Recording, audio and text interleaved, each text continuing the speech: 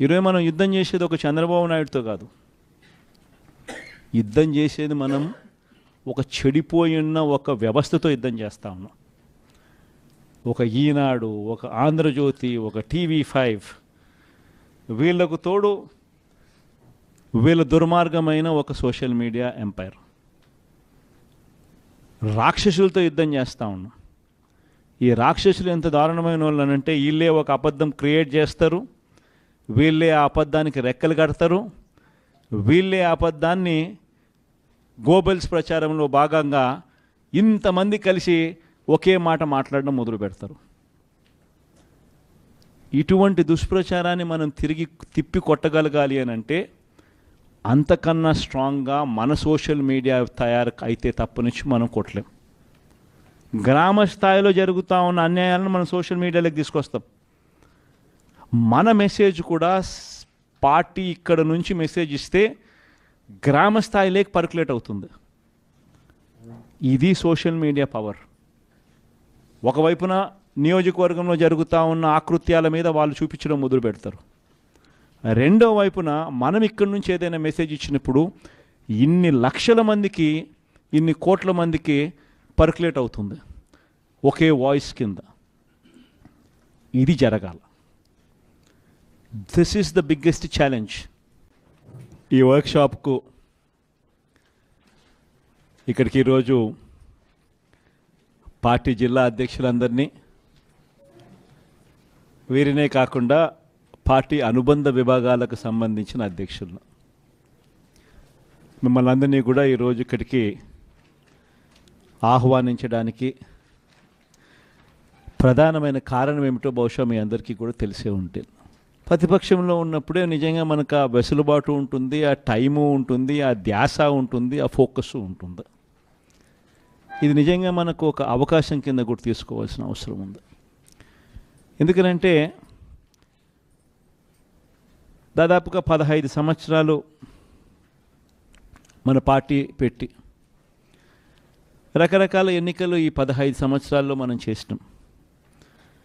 ప్రతిపక్షంలో కూర్చున్నాం, తర్వాత అధికార పక్షంలోకి వచ్చాం, మళ్ళీ ప్రతిపక్షంలో ఈరోజు మళ్ళీ మన పాత్ర పోషిస్తూ ఉన్నాం. ఈరోజు మనం వేస్తూ ఉన్న ఈ అడుగులన్నీ కూడా ఎందుకు వేస్తూ ఉన్నాము అనంటే, జిల్లా కమిటీలు, నియోజకవర్గ స్థాయి కమిటీలు, మండల స్థాయి కమిటీలు, గ్రామ స్థాయి కమిటీలు, ఇవన్నీ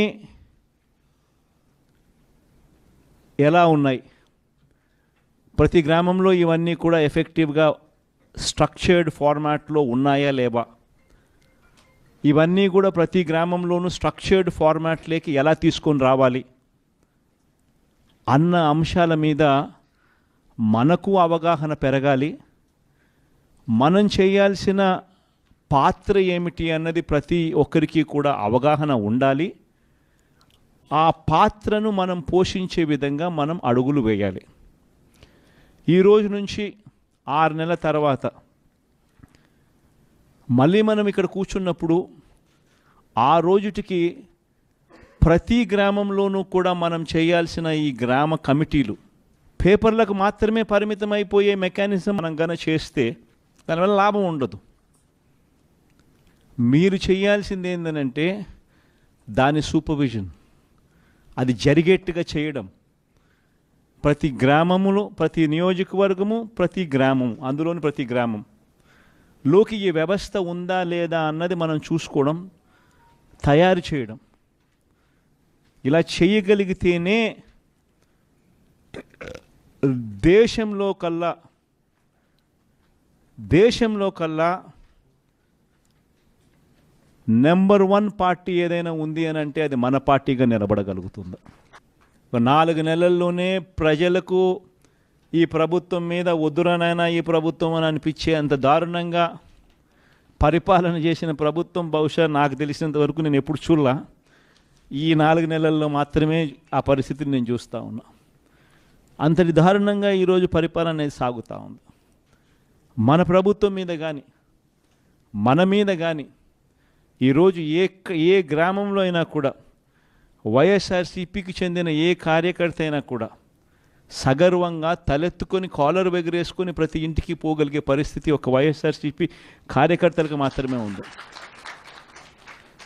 ఎందుకు ఆ పరిస్థితి ఉంది అని అంటే కారణం, వైఎస్ఆర్ కాంగ్రెస్ పార్టీ ప్రభుత్వంలో ఉండగా ఎన్నికల మేనిఫెస్టో అన్నది ఏదైతే చెప్పినామో, మొట్టమొదటిసారిగా ఎన్నికల మేనిఫెస్టోను ఒక చెత్తబుట్టలో వేసే డాక్యుమెంట్ కింద కాకుండా ఒక ఎన్నికల మేనిఫెస్టోకు నిజంగా ఒక అర్థం తీసుకొచ్చిన పార్టీ దేశ చరిత్రలో ఏదైనా ఎక్కడైనా ఉంది అని అంటే అది ఒక్క వైఎస్ఆర్ కాంగ్రెస్ పార్టీ అని మాత్రమే గర్వంగా కూడా చెప్పగలుగుతాం. రాష్ట్ర ప్రభుత్వం బడ్జెట్ ప్రవేశపెట్టేటప్పుడే బడ్జెట్తో పాటు ఒక సోషల్ క్యాలెండర్ కూడా ఇచ్చి ఏ నెలలో ఏ పథకం ఇవ్వబోతున్నామో అని ముందే చెప్పి ఆ నెల మిస్ కాకుండా ఆ పథకం వచ్చేట్టుగా, ఆ పథకం ఖచ్చితంగా పోయేట్టుగా నేరుగా బటన్లు నొక్కి అక్కచెల్లెమ్మల కుటుంబాలకు మధ్యవర్తి ఎవడు, దళారులు ఎవరు లేకోకుండా చేర్చిన ప్రభుత్వం కూడా గతంలో ఏదీ లేదు, ఒక్క వైఎస్ఆర్సీపీ ప్రభుత్వం మాత్రమే. బడ్జెట్ కూడా ప్రవేశపెట్టలేకపోతూ ఉండరు. పెడితే బడ్జెట్ ప్రవేశపెడితే మీ పథకాలన్నీ ఏమైనాయి, మీ సూపర్ 6లు ఏమైనాయి, మీ సూపర్ 7లు ఏమైనాయి అని ప్రజలు ప్రశ్నిస్తారని చెప్పి కనీసం బడ్జెట్ కూడా పెట్టలేని అధ్వానమైన పరిస్థితుల్లో ఓట్ ఆన్ అకౌంట్ బడ్జెట్తో నడుపుతా ఉన్న ప్రభుత్వం ఈరోజు మనం చూస్తూ ఉన్నాం.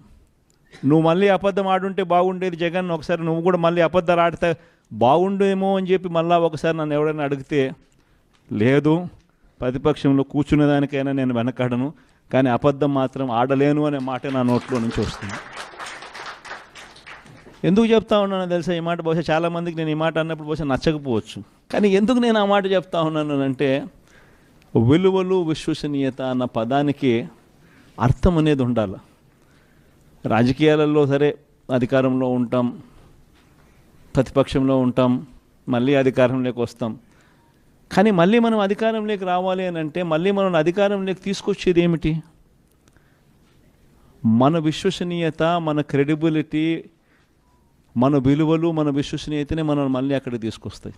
మనం చేసిన ప్రతి పని కుటుంబానికి మంచి జరిగిచ్చే కార్యక్రమాలు మనం చేస్తా పోతే అబద్ధాలకు రెక్కలు కట్టిన వాళ్ళు ఏమన్నారు? ఇంటింటికి పోయి వాళ్ళు చేసిన ప్రచారాలు ఏమైనాయి? ఇంట్లో ఎవరు కనపడినా సరే ఓటు అడగడానికి వీళ్ళు ఇళ్ళకు పోయినప్పుడు ఆ ఇంట్లో ఎవడు కనపడినా సరే, ఇంత చిన్న పిల్లలు కనపడితే చాలు, ఈ పిల్లల సైజు నుంచి మొదలు పెడతారు. నీకు 15,000, నీకు 15,000, నీకు 15,000, 2, 3, 4. ఆ పిల్లల తల్లి కనపడిందని అంటే నీకు 18,000.